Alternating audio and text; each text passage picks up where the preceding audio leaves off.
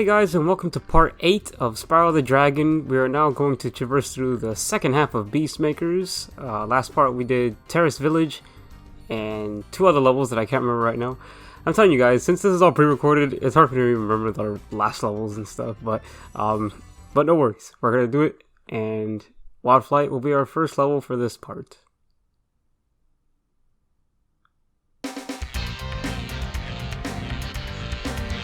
So Wild Flight, I think, is considered to be one of the harder flight levels in the game. I would certainly agree. There's just a lot to do.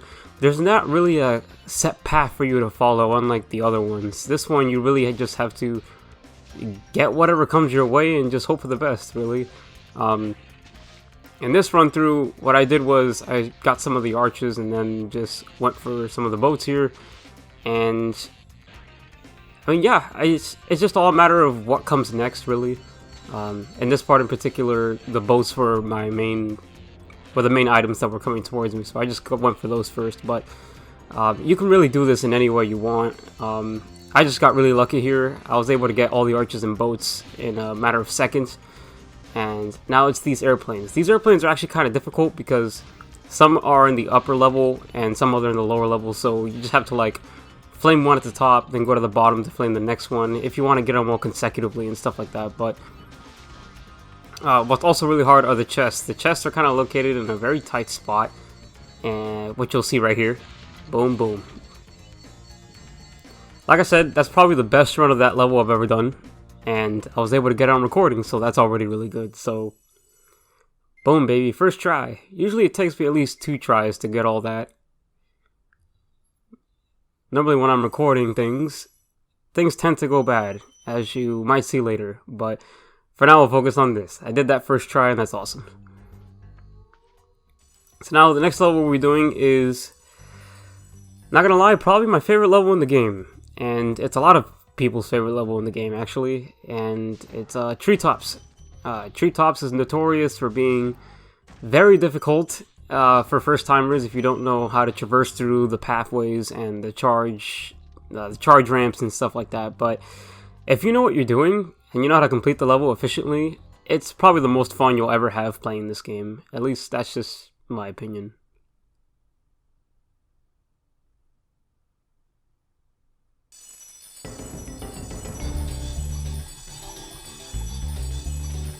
Fun fact, Treetops is probably my second favorite level theme in the game. The music here is just so good.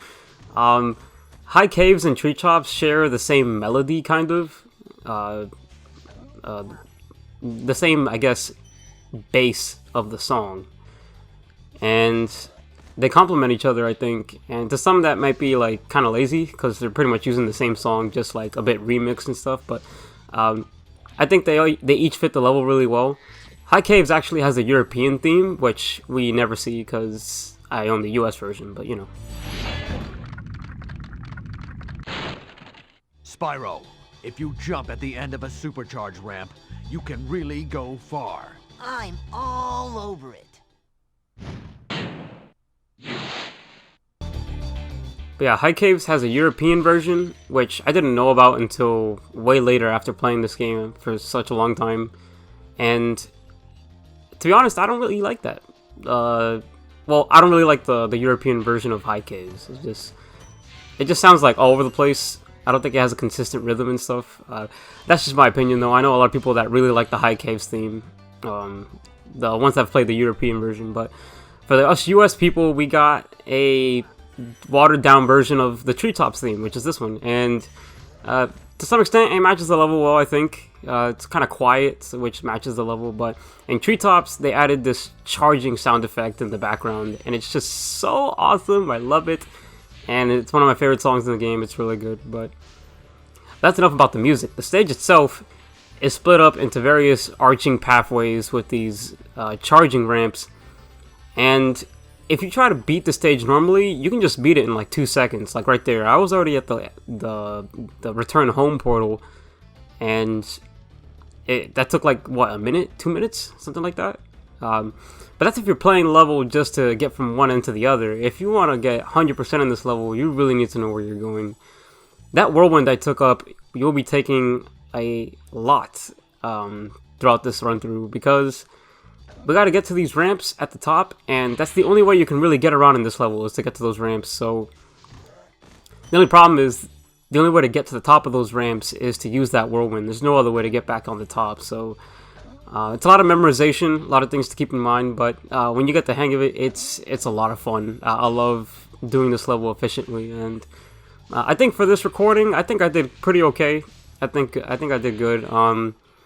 Usually I tend to die at least 3 or 4 times each time I play the stage, just because when it comes to memorizing which ramp to use to get to what location, I tend to forget a lot of the times. Like right now, I'm unsure if I should just get the chest or get the dragon or whatever, because I have to come back here eventually to unlock this chest to get the gems in here, but figured I'd do that now just to get out of the way.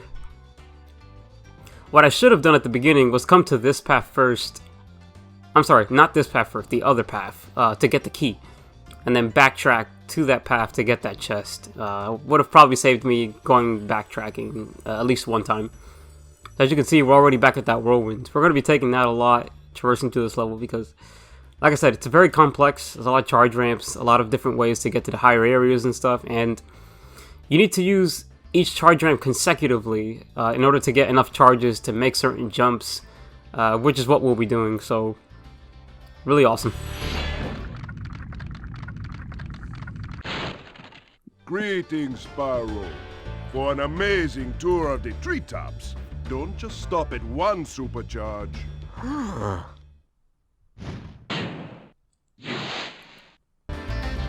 So like that dragon said, don't stop at one supercharge, which means we're going to be using all the supercharge ramps this level has to offer to make certain jumps to probably the most obscure locations ever in any of these levels combined. It's just, yeah, it's really difficult. The only indication that you have in this level of how to get to those higher areas is through the thieves, the egg thieves. And instead of carrying eggs, the egg thieves in this level carry gems. And the second you see them, they start running in a certain path. And if you follow them, you technically can know the path that you're supposed to be going to get to those higher areas. But no one really does that when you enter the level. Your first indication, at least when you're going for 100%, is to get the gems in the area. So, at least for me, I've never followed those thieves to understand how the level works or what's the best way to go. But since I've played this game enough times, I pretty much have an idea of how it works anyway. So I don't really have to watch how the thieves run and stuff. But if it's your first time playing, definitely follow the thieves and see how you can get to those higher areas. There's 2 obscure areas in this level that are very hard to reach. One of which was near the return home portal, which I was at right now. And the other one is literally way in the back of the level. Like, it's really hard to see just from looking around and stuff. It's really hard to notice, but those 2 areas, very hard to get. And this is the part of the level that gets kind of tricky, because after you get all the gems that you know you can get without using the supercharge, now it's a matter of, okay, which ramp do I use to get to what area? Because it's either this ramp or the other one. There's only 2 main ramps, and you just have to figure out which one to use to get to what. So the one I'm using now, I tried using that one to get to this higher up area, but this is when I remembered, oh wait, that's not the ramp I use. It's the other one. So if you don't have the level memorized ahead of time, it can be kind of tricky. Usually when I play this level, I do it on one go. But unfortunately in this recording I messed it up, so gotta go all the way back to this whirlwind here to get to the second ramp, and then use that one to get up there. That's the only way to get up there. So yeah, I remember the first time I saw this level wasn't even when I played this game. It was through a YouTuber called Year of the. I don't know if you guys know of Year of the, but he's next to me. He's probably the most popular Spyro YouTuber, or at least he was back in the good old days. You know, I started a YouTube account in 2009, and around that time he was just starting. He was like a year or 2 into the YouTube scene, and he had all the Spyro soundtracks uploaded on YouTube, and he also had playthroughs of the first Spyro game. He did an entire playthrough of this game, and I watched his walkthrough of treetops, and it was amazing because he just knew how to do everything, and I was like, wow, I can't even do that. At the time, I didn't even know in the game, so it's not like I could do it anyway, but you know, he did it so proficiently to the point where I was like, this guy really knows what he's doing. But after watching that video and I played the game, I already knew the ins and outs of the stage itself, you know, which is kind of a shame because it's really cool to get the first time experience when it comes to levels like this, especially. But fortunately, I didn't get it for this one. But so yeah, I got to that first area. You got to use that second ramp to basically jump onto another ramp and get enough speed to get up there. It's the only way to do it. The other location, however, you got to use this ramp, and there's two different ways that you can do this. You can either do the way that the thief shows you if you follow where it's going and stuff, or you can do what I tried to do here and kind of do like a cutback. I wouldn't say it's cheating. I would say it's like just an exploit. But here's what you do. You basically go right, go on this ramp, you jump again, and you can reach it that way. I missed the jump, but I got the whirlwind. I cannot believe it. I literally almost died, but in the nick of time, I got the whirlwind before I died. That's never happened to me before, and I was really happy to get that on recording because I was like, oh my gosh, I got the whirlwind. I didn't die. But yeah, you're supposed to jump a lot earlier, so... but I messed up the jump. But if you don't mess up the jump, you can reach it. That was quite a ride, Spyro. You've learned a lot since you were a young glider. Yeah, well, you could have found an easier spot to get stuck.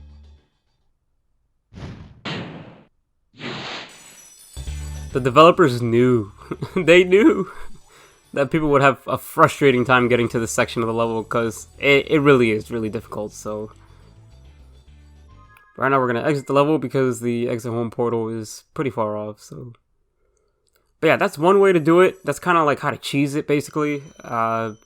If you want to look for the main way of doing it, just look up for really any YouTube video on that level and you'll probably see it. But that's the cheap way to do it. I didn't mean to do that. It's just in my mind, I was like, I'm not going to waste too much time trying to figure out the main way to do it, because that's just extra recording time for something to go bad, you know. So I did it that way and it came out good, so...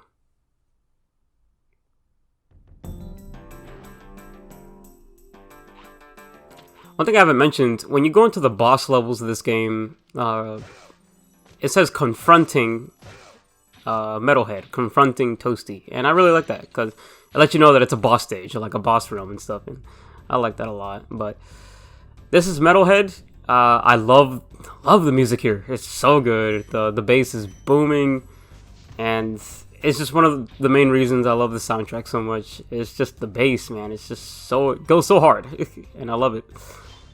The level itself can be kind of tricky. There's a few pathways here and there that you may not see on your first go. There are these enemies that I love a lot because of the sound effects they make whenever you defeat them. They make like a brrr! And it's so great. I love it. And the big guys make a funny noise too. They're like, oh, and I don't know. It's things like that that the Reignited trilogy couldn't capture really well. It's like the old sound effects of like the enemies and charging, flaming, gems, really anything. And it's part of the reason why I just love these games way more than any remake or anything new, you know, because they're timeless, at least to me. I love these games a lot, and playing through Reignited, I was missing a lot of what made the games good, and for the most part, they did a good job of capturing all that. It's just small things here and there that I wish they were able to keep, but that's the thing of a remake, is that they're going to change a lot of things, and not all the fans are going to be happy about it, but for the most part, I think they did a great job. The visuals are absolutely extraordinary. If you're playing the PC version of Reignited Trilogy, it's probably the best looking game ever, like, honestly, and I'm just glad that we even have something like that. This part is very annoying, because you basically have to like time your glide a little bit to get to this without dropping in the water there, but I hardly ever get it. Sometimes I just take a hit because it's really difficult to do, but you can get through there without going in the lava like I did, so I would try just timing your jump with the glide and stuff. But This is the first secret area of the level, kind of. And this is where the key is. So if you wonder where the key is, it's literally very hidden. It's kind of obscured by the camera too, that bottom section with the gate. Oddly enough, I found this on my first go, when I first played this game, without watching any footage of this level or anything. And it was mostly because I saw the gate and I noticed that it was kind of cracked at the bottom, so I figured there might be something there, and sure enough, there was. And it's another thing I love about this game. Yeah, it sparks your curiosity in some instances, and your curiosity is rewarded. Kind of like a Metroid game, kind of. But minus all the backtracking, of course. Thankfully, this game doesn't have a lot of backtracking. The second and third games, however, do have a lot of backtracking, and I would say that's probably the reason this game ranks on my number 2 in terms of the original trilogy, just because it's just from point A to point B, no backtracking. This big robot is all charged up to meet you. Attacking the power pole should disrupt its power supply.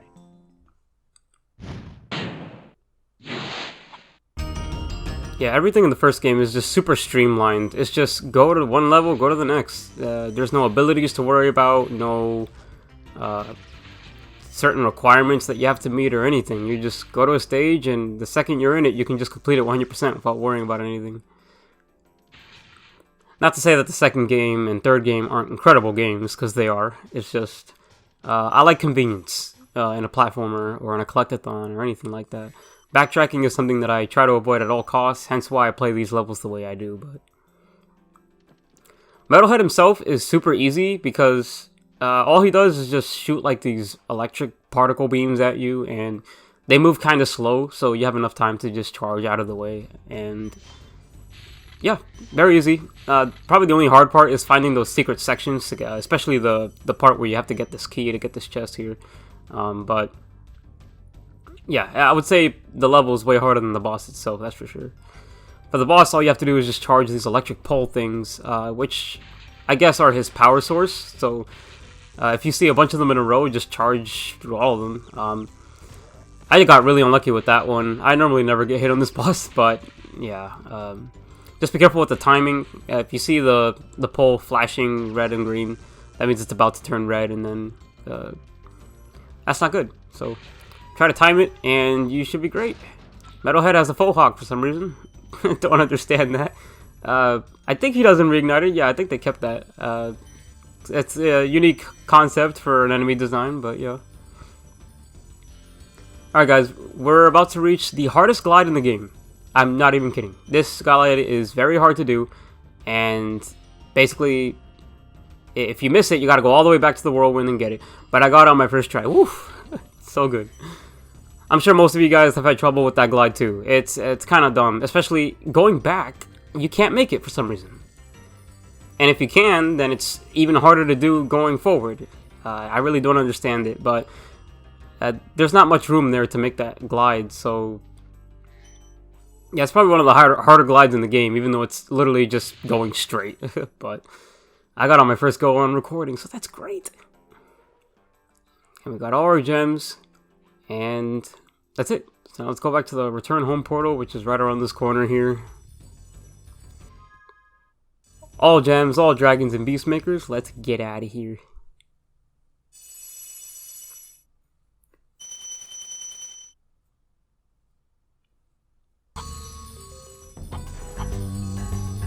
Alright, that's done with beast makers. Let me get one more chicken before I head out to the next homeworld, which is Dreamweavers. My favorite homeworld in the game, if only because it has the best music, the best stages, best enemy design, pretty much the best everything. Dreamweavers is my favorite homeworld. And I'm sure it's a lot of you guys' favorite too. I heard a lot of you guys saying that Magic Crafters was your favorite, but for me, Dreamweavers is where it's at. It's really awesome, so I'll see you guys in the next one.